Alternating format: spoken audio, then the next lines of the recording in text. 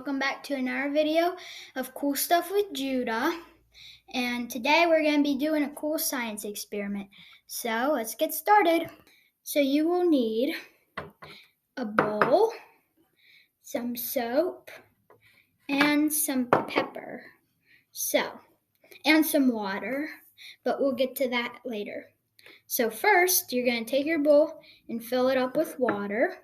I'm going to go do that right now. So we got our water, and now we're going to take some pepper. Just going to sprinkle some pepper in. Okay. So you'll see that the pepper just stays right there.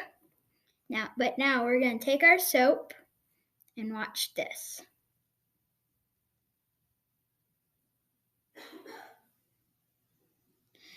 The pepper moves to the side.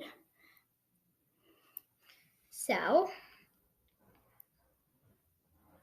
the pepper doesn't all stay in one spot anymore.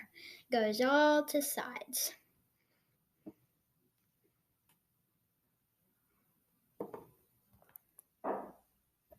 So, thank you for watching today's video. Please make sure to like and subscribe and check out some of my other videos. Thank you.